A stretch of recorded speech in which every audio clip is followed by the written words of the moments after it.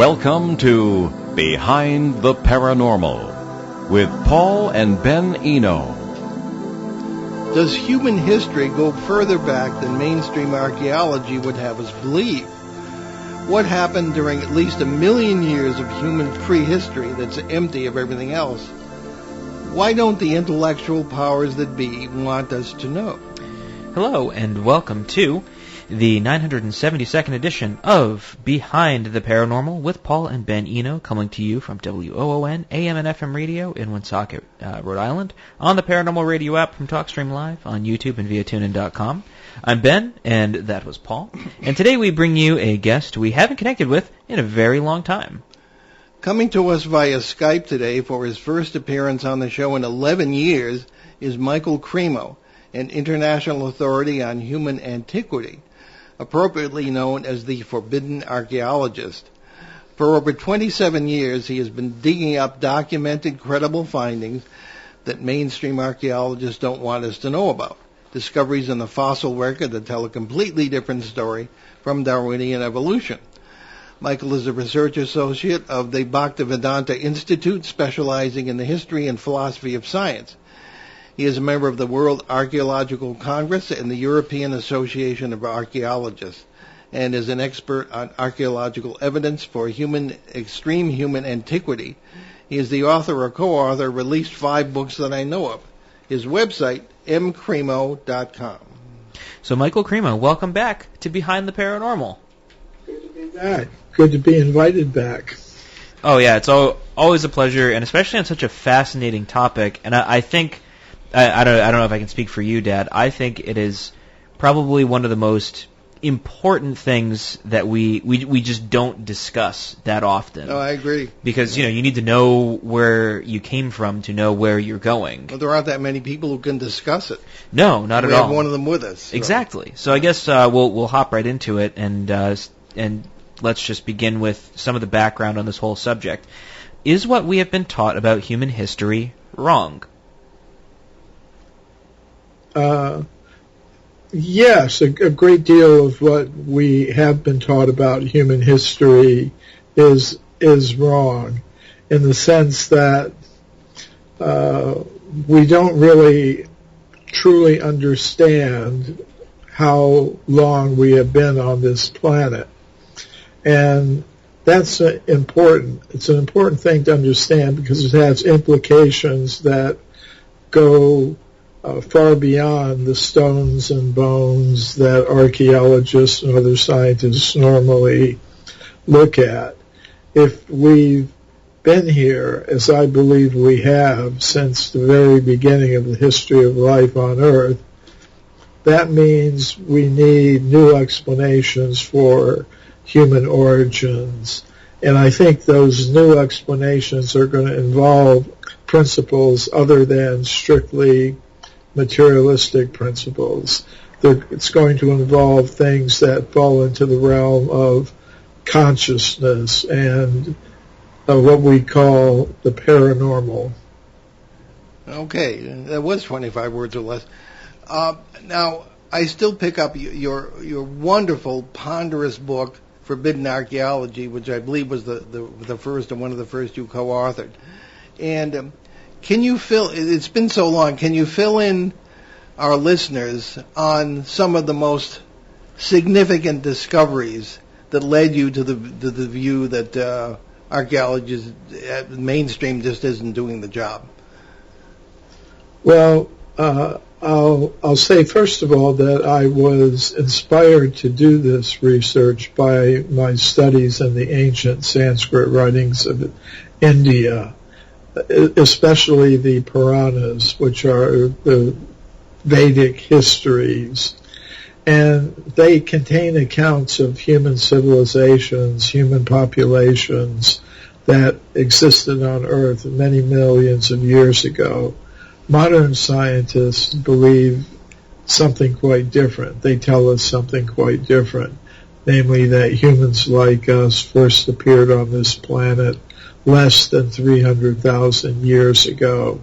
And before that, there were no humans like us on this planet. There were only more primitive ape-like human ancestors, and before that, different primitive mammals and reptiles. They have presented an entirely different picture of human origins.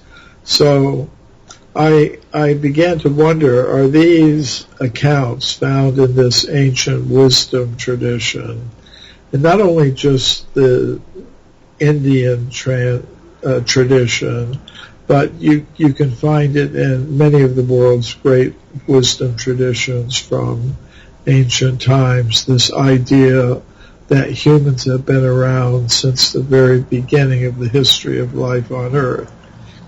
And I began to wonder, well, is there perhaps some factual evidence for that, or is it just some mythology that was invented by the authors of these old texts? So that's what got me looking into the history of archaeology. Of course, if you look in the current textbooks, you're not going to find any reports of evidence for humans existing very far back in time, millions of years. But if you go beyond the textbooks, as I did, I had a suspicion that if I looked into the original reports of archaeologists, geologists, other scientists digging into the earth, I might find a few examples of discoveries of a very ancient human presence. And I thought, well, maybe I'll do 8 days or 8 weeks of research, write a little pamphlet about it, and go on to some other interesting topic. But as I got into it, the 8 weeks turned into 8 months, and the 8 months turned into 8 years of research, because one case just led to another, and then another and another, until I had enough cases, enough information to fill up a 900-page book called Forbidden Archaeology, which some people call forbidding archaeology because it's kind of heavy to pick up. Indeed it is, yeah. But I've been surprised, however, that once we were thinking, Richard Thompson, my co-author, and I, well, this 900-page book is going to be off-putting to a lot of people. They're going to think, how can we go through 900 pages of accounts of human bones, human footprints, human artifacts going back millions, tens of millions, even hundreds of millions of years? And so we brought out a shorter edition, an abridged edition of the book. But we found that the longer edition, the original 900-page edition, sold far better than the shorter edition, because it just seemed that the people who are interested in this topic want to know every single bit of information about it. So they went for the bigger book. But basically, the book involves two things: showing that there are scientists who have discovered human bones, human artifacts, human footprints, far older than the current theories allow. And then there becomes a question, well, what happened to this evidence? If it was originally published in the peer-reviewed scientific literature, why isn't it in the textbooks today? And that gets us into the topic of knowledge filtration, which is something that historians and philosophers of science have understood for a long time, namely that the theoretical preconceptions that scientists may have influence how they treat evidence that conforms to the current dominant consensus passes through this, excuse me, passes through this knowledge filter quite easily, whereas evidence that radically contradicts the current dominant consensus tends to be filtered out. Okay. I'm thinking particularly of a rather controversial find in the Paluxy riverbed of Texas, which has dinosaur footprints, fossilized footprints, of course, walking alongside, hopefully not at the same time, human footprints. And again, that's controversial, but can you talk a bit about that sort of thing? And there's also one from Utah that's quite striking with a human foot with a shoe or a sandal or something found in ridiculously ancient rock strata. Can you? Yeah, well, those are two interesting cases. The Paluxy River prints, human footprints alongside dinosaur footprints. I didn't include those in Forbidden Archaeology, although I knew about them at the time. And the reason for that was that the original discoverer of them, Dr. Henry Morris Jr., well, he was the original scientifically trained person who reported them. He, after some time, withdrew his claims about them and said, I thought they were human footprints next to the dinosaur footprints, but they're actually not, or human footprints. They appeared to him to be erosion patterns. In other words, not footprints, but just some eroded feature of the rock that happened to look like a footprint. So on that basis, I didn't include them in Forbidden Archaeology. But later, a graduate student of archaeology from Texas got in touch with me and asked, is there anything I can do to further your research in this Forbidden Archaeology topic? Because I just think it's fascinating. And I often get letters from archaeology students in universities who say similar things. You know, they're just amazed that there's this whole body of evidence that they don't find in their textbooks at the university. Yeah. So we're dealing with a sort of cyclical history, perhaps, rather than linear, in the sense that, you know, when we sit in the classroom, okay, you started with the stone tools all the way up to today, and then you have power tools. But many indigenous peoples, and there is some evidence from the realm that you've been discussing, Michael, that we have gone from stone tools to power tools several times in the history of the long, largely empty history of humanity. Is that correct?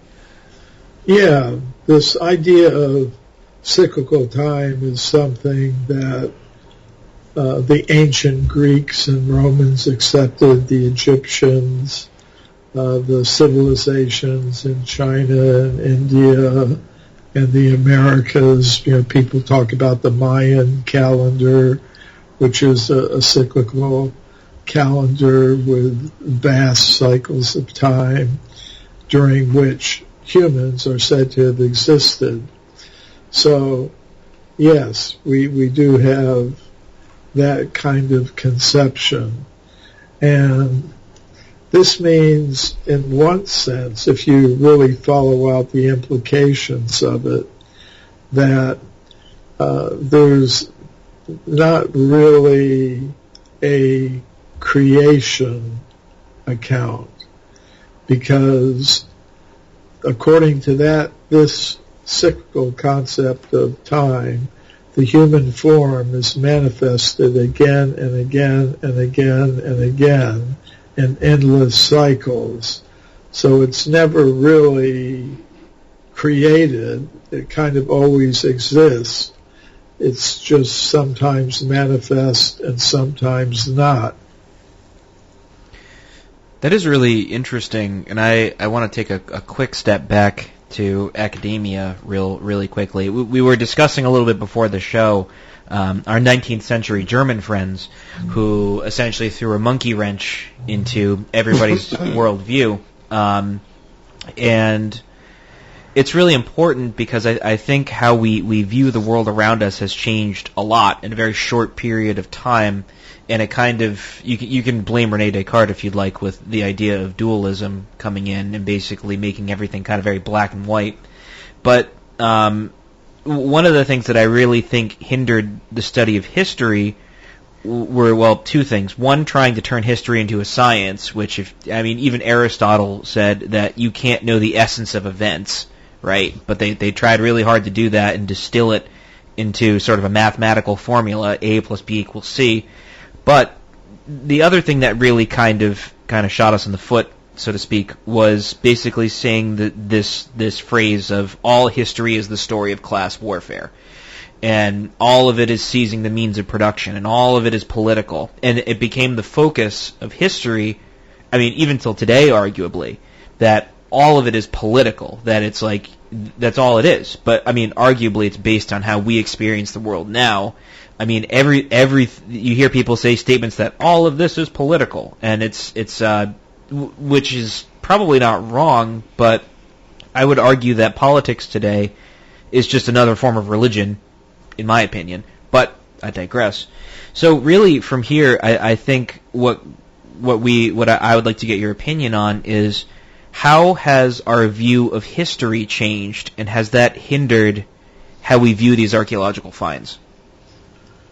Well, I think you've hit on a very important topic, and it takes you into some very deep and fundamental areas. Our whole conception of time is very important in this. We were talking about cyclical time. Well, the opposite of cyclical time, not the opposite, but different from cyclical time, is the idea of linear progressive time. Mm-hmm. And that is something that is very fundamental, because if you have the idea of linear progressive time, you're going to come up with an idea that things begin at a certain point, and they begin in a simple state, and then they progress and develop, and finally it'll all come to an end. And basically that was the time concept of, say, the Judeo-Christian concept. They had a linear concept of time where there's a single creation event where God manifests the universe and then manifests the creatures in it, with the human beings being the last ones to appear, basically. And they are in a fallen state, and they have to be educated and reformed by science. Well, in the modern worldview, but in the original religious worldview, they have to be reformed and delivered, and then there's a final judgment, and the whole thing is wrapped up. Modern science basically adopted that same linear progressive time view, where you have the universe coming into being through a big bang, not God creation event, but still it's a creation event.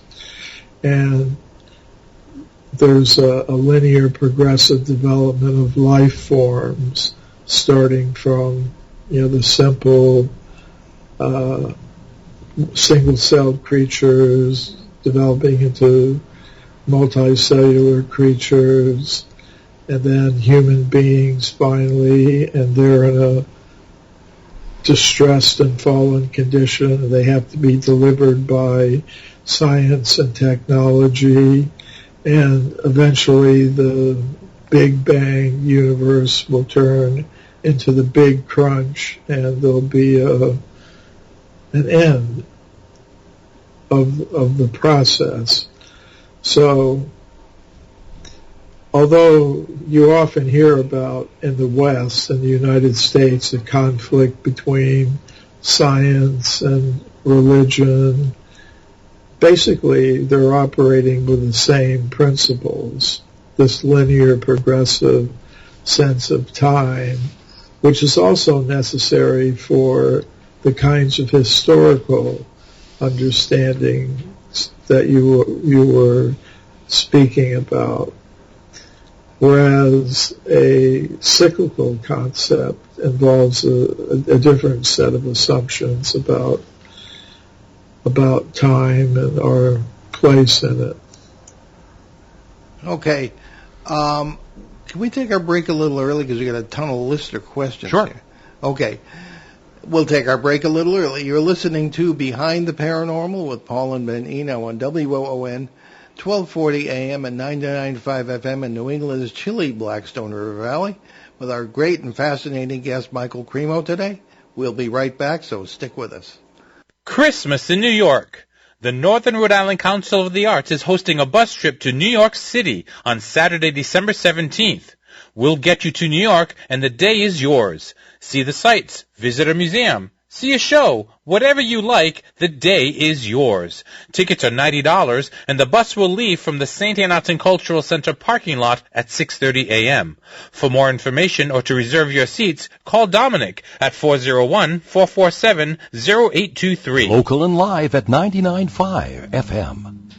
Okay, welcome back to WOON AM and FM Radio and Behind the Paranormal with Paul and Ben Eno. Let's get back to our guest Michael Cremo. And Ben, if you would be so kind, we have a question from Lauren from Connecticut. Sure thing. And Lauren writes to us, Hi, Paul and Ben. Greg Braden claims his research has revealed that some of our genes appear to have been intentionally cut, rearranged, and fused together sometime around 200,000 and 300,000 years ago. According to Greg Braden's research, this created genetically modern humans who haven't changed much at all since then, thus nullifying Darwin's theory that we evolved from primates.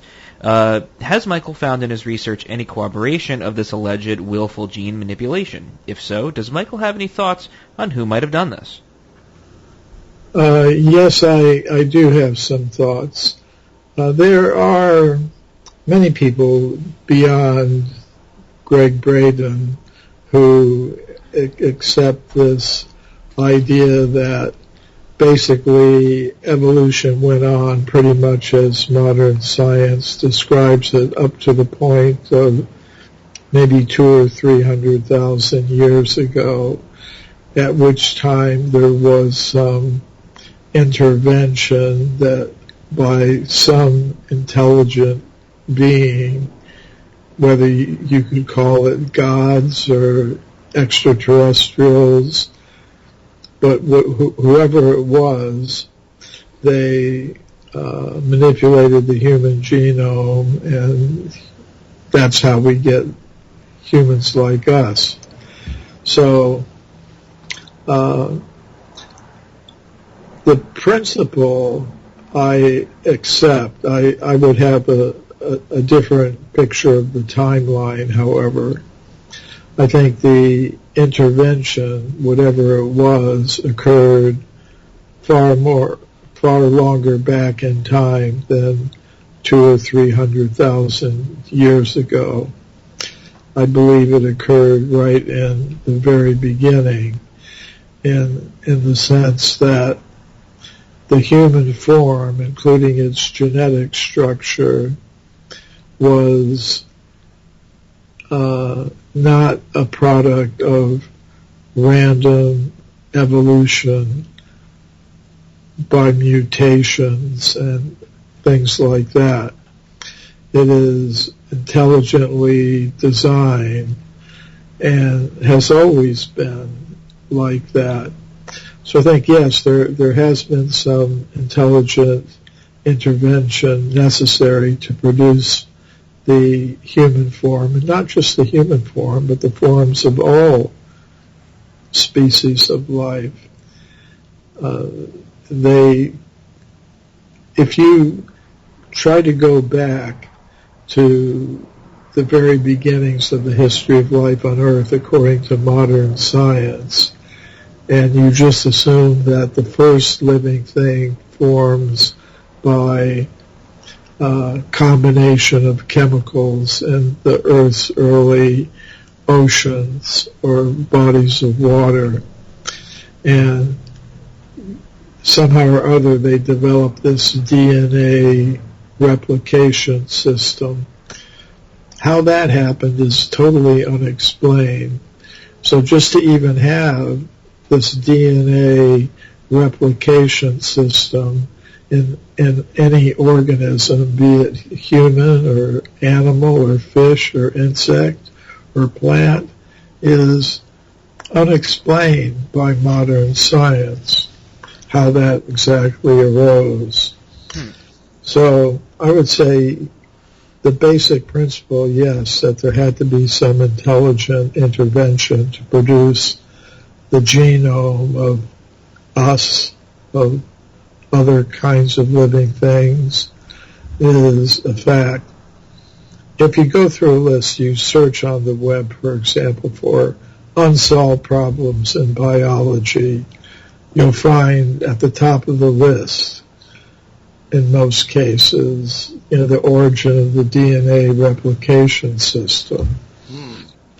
Okay, we have a question from Phil in Savannah, Georgia. Yes, and Phil writes to us, Dear Dr. Cremo, I read this fascinating quote attributed to you. Can you elaborate on this a bit on Paul and Ben's show? And the quote goes as, we have not evolved upward from apes on this planet, as modern science tells us, but that we have devolved from an original spiritual position in higher levels of reality. Yes, well, that is something that I said about my book, Human Devolution, a Vedic alternative to Darwin's theory. When I published the book, Forbidden Archaeology, people read it, and they asked me, you've got all this archaeological evidence that contradicts the current evolutionary theories of human origins. So what are you going to put in its place? You don't talk about that in your book, Forbidden Archaeology. And that was deliberate, because basically I wanted people to just look at the archaeological evidence and draw whatever conclusion they thought was necessary. And of course, one conclusion is that, well, we need new explanations for human origins. And what are those explanations going to be? Well, leave it up to the readers of the book to figure it out for themselves. And I'll put my answer in another book, which was Human Devolution. And in that book, I propose that before we even ask the question, where did human beings come from, we should first of all ask the question, what is a human being? In other words, we should know what it is we're trying to explain. Exactly. Otherwise, how do we know if we've explained it or not? So many scientists today will say that, well, we're just machines made of molecules. That's what we are. There's nothing more to it than that. But that leaves out the question of consciousness. Where does that come from? It's something we all have. I'm conscious, you're conscious. We wouldn't be having this conversation if we weren't conscious. It's the most fundamental fact of our existence. But it's unexplained. Nobody has yet explained how you can get consciousness from chemicals interacting in the brain. So that suggests to me that a human organism or any organism is not just a purely material combination of chemical elements. There's more to it than that. There is the conscious self. There is the mind, which has some very unusual powers. Some people call them paranormal powers, like remote viewing and things like that.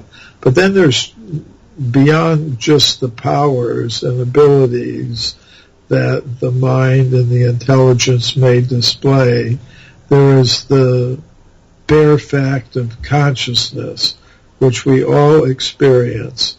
Doesn't require any belief or anything other than just being aware of what's actually going on. So I would say consciousness can exist apart from matter, apart from the brain, apart from the body, and that's ultimately who we really are. We are conscious beings who have devolved into the world of matter and become covered by the lower material energies.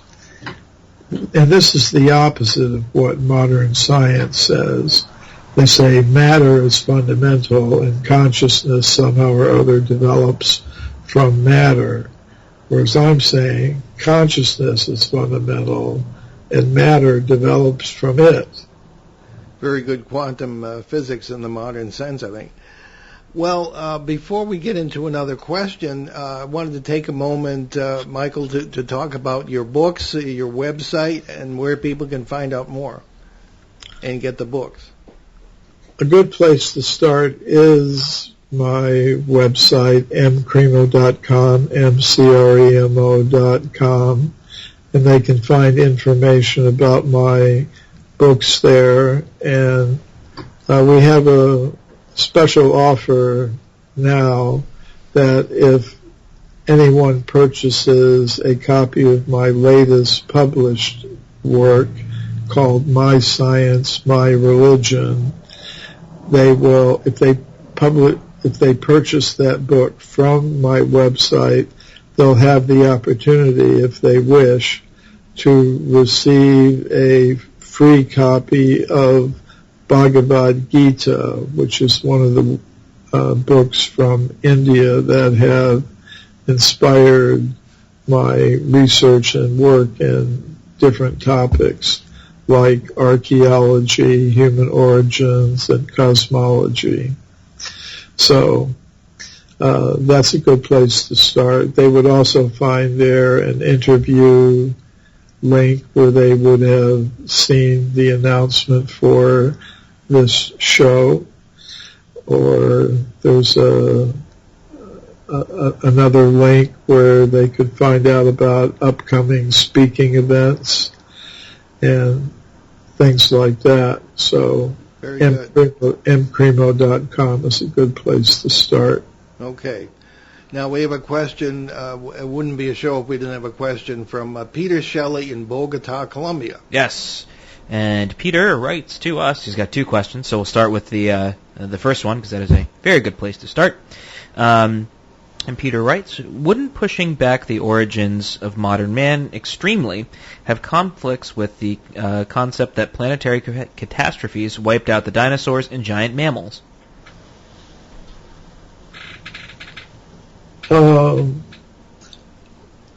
According to the Vedic cyclical view, it's not contradictory. It's admitted that there are periodic catastrophes that occur in the course of cyclical time. And these catastrophic events, they're called pralayas or devastations, occur at different intervals. You could say there are cycles within cycles within cycles. So some of the cycles are millions of years long, some are hundreds of millions of years long, some are billions of years long. And during the devastations that take place on different scales within these different cycles, yes, human beings can temporarily disappear from the earth to be, which is repopulated after the devastations that take place.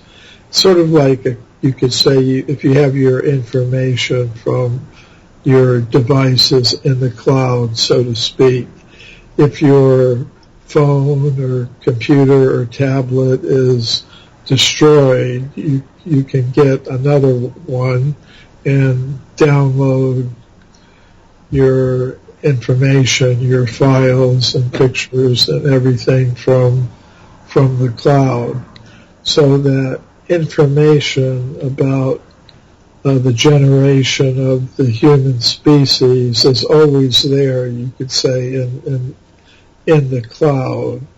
And when a devastation takes place on this planet, they can, the information and the resources necessary to bring back the human form are still there. So in that way, nothing really ever goes extinct. I would say the dinosaurs aren't extinct. I would say, according to the Vedic cosmology, the body plan for Tyrannosaurus rex is still there. It's just that there isn't a soul at the present moment that has the karma for a Tyrannosaurus rex body. But if there were such a soul on this planet, that form would be made available to it. It's kind of like a Jurassic Park in the sky sort of thing.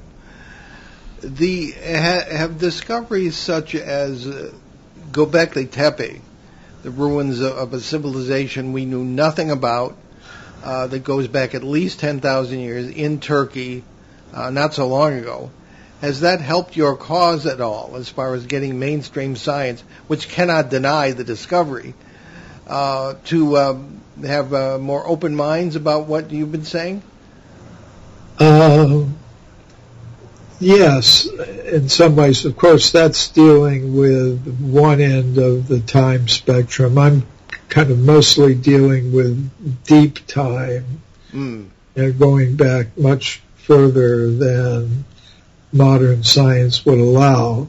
But the significance of Göbekli Tepe is that I've seen dates for it going back to about 13,000 years. And at Göbekli Tepe, they have massive stone columns covered with carvings of animals and geometric forms and symbols and things like that.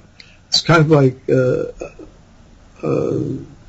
a Stonehenge type of monument, which, according to the standard conceptions of archaeologists, didn't really appear until maybe 5,000 or 6,000, maybe 7,000 years ago. So this was kind of pushing the origin of megalithic stone structures back several thousand years beyond the limits that had previously been accepted. So that's progress, I would say. It's going in the right direction, pushing the origin of civilization marginally further back in time. But I think these baby steps are just the beginning, and they have a lot further to go before they arrive at the real truth. Okay. Do you think they ever will? Well, I was going to say that too, that science operates on the principle that they aren't giving an absolute truth. Like in archaeology, all they can really say is not that we have a picture, a real picture, as if a time machine transported us back, millions of years ago or thousands of years ago. They operate strictly in the present.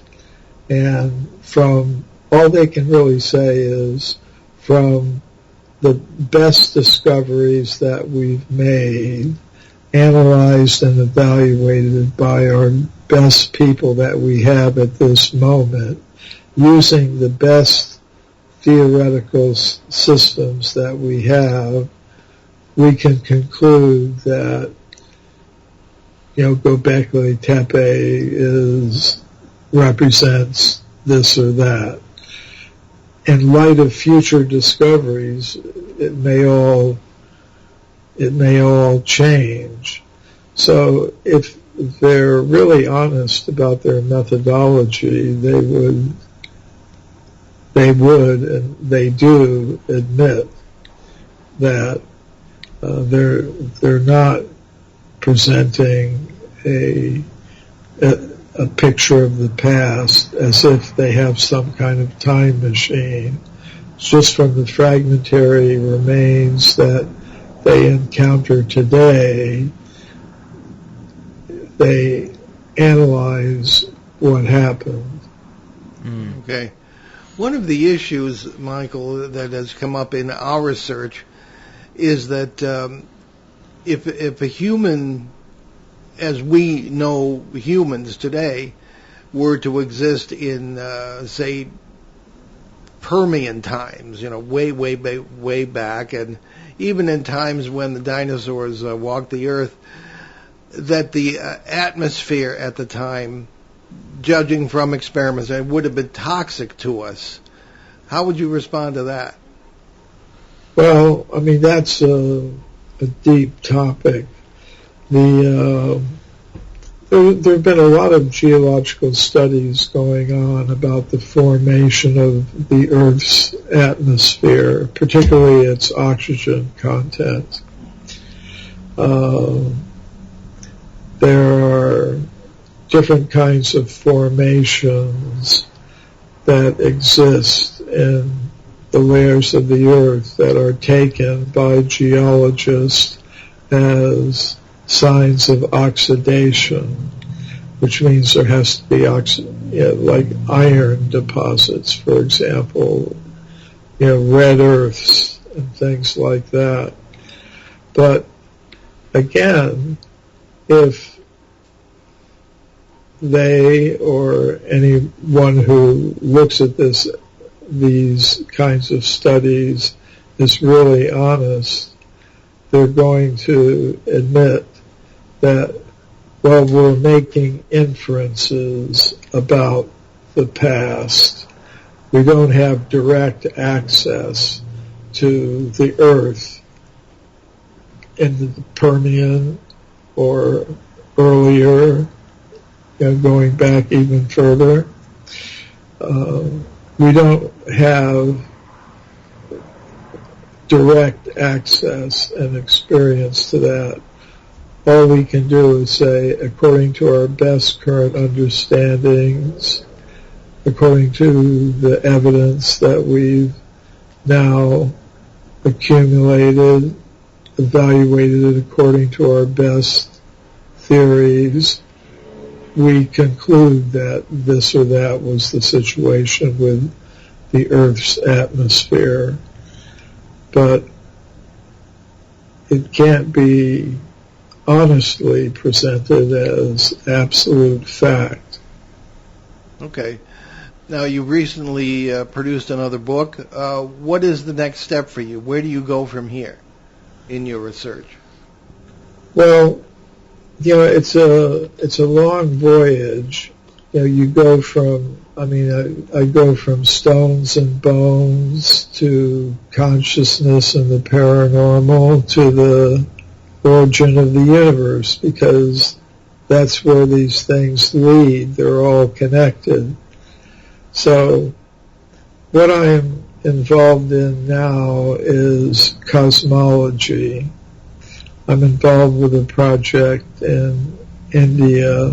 It's called the Temple of the Vedic Planetarium, which is meant to present to the general public the concepts underlying the cosmology of ancient India, which involves things like multi-universes. This is something that's been talked about in science just in recent years. The idea of a multiverse, or the idea that there are many universes existing at the same time. So that's something I've gotten into recently. And beyond that, there are the questions related to consciousness, because the Vedic cosmology is consciousness-based rather than matter-based. And that involves ideas like simulated realities. Some scientists are actually beginning to wonder, are we in a simulated world? And the progress in that people are making in developing virtual reality systems is giving many scientists a new way of considering the questions related to dualism, for example. And they're beginning to see how you could have like when you're in a virtual reality system, you put on some device that projects your mind into an avatar, a form of yourself that exists in a virtual reality, and you function in that reality, but your consciousness is not coming from that reality. It's coming from outside the system, and it's being channeled into it. So this idea of simulated worlds and virtual realities is offering many scientists a new way of understanding things, in which some concepts that have been up to this moment dismissed and set aside as not very credible are suddenly becoming more credible. Indeed.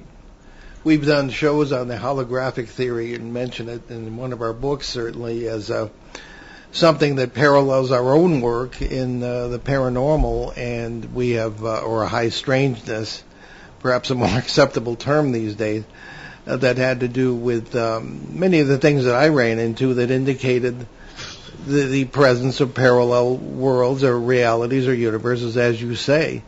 So, tell us about the institute you work with. Is that in California based? Bhaktivedanta Institute. The Bhaktivedanta Institute has its main office now in Gainesville, Florida. It's called the Bhaktivedanta Institute for Higher Studies. I'm on its advisory board, and I participate in its activities. It was co-sponsor of a conference on Vedic cosmology that took place near Bombay in India recently. I'm actually, a couple of weeks ago, I went to India to attend that conference, and some of the leading astrophysicists and historians of astronomy in India attended this conference, and it was very exciting to participate in and talk about these things among people who specialize in it. So the Bhaktivinoda Institute was involved in that. Basically, the institute was set up by my guru. I'm a disciple of Bhaktivedanta Swami Prabhupada, who came to the West from India in the 1960s. So he founded this institute to encourage people to study the connections between the Vedas, the books of knowledge of ancient India, and modern scientific concepts. So, Okay. yes, I'm All right. associated with that. So give us your website one more time. mcremo.com, mcremo.com. Ben, do you have any final thoughts? No, well, sort of. I guess I do. I think you're addressing a really important problem, which is the problem of postmodernism, which is, to make it very brief because we're running out of time, we've kind of hit a wall, I believe, at least in our postmodern society, where we've thrown out so much that we're kind of left with, well, what do we have now, right? So, I mean, it doesn't bother me, but it makes a lot of sense that modern sort of philosophers, scientists sort of adopt the holographic theory, because it makes sense. Because we like the idea of technology being the way forward. We like the idea of ascending or transcending our human nature through technology. We love that. That's why the idea of UFOs and aliens taking interest in us is so awesome, because it's like, great, cool, we can use technology to finally get beyond the human experience. But if there's one thing that's remained constant throughout human history, is the human experience has not changed. It stayed exactly the same, despite how we have, iPhones and technology and all of that. And that's kind of my final thought on that. Yeah, I tend to agree with you that modern technology, iPhones and things like that, I believe are our attempt to duplicate abilities that people naturally have, like remote viewing, the ability to see things at a distance, telepathic communication, and things like that. I think much of our modern technology is our crude attempt to duplicate those things in a way that can be used to control and exploit people for profit. Yeah. Well, we're out of time. Michael, thank you so much for being with us. It was a great pleasure and an honor, and a great show. And we'll be in touch off the air. So, Ben, why don't you take us away here with our announcement? Sure thing. And I guess we'll hop into the first thing, which is you can look for us at the New England Parafest in Kittery, Maine. That's on April 22nd and 23rd, 2023. That event will kick off the week before that on our show. That's April 16th, when the event headliners will appear with us live. And we'll be at the Para Expo 2023 aboard the USS Salem in Quincy, Massachusetts. May 19th to 21st, we'll be among the speakers and will broadcast live from the ship on Sunday, May 21st. Other events for 2023 so far: for which we or I will be present include the Exeter UFO Festival in September and the Arizona Dowsers Conference in October. And you can visit our show website, that's behindtheparanormal.com, where you can find over 1,100 hours of our regular shows and special broadcasts since 2008 from CBS Radio, Achieve Radio, and here on WOON, AM and FM. And you could... I'm sorry, Ben. Also, you can hear many of these broadcasts on your major podcast platforms, up to and including Apple Podcasts, YouTube, and Spotify.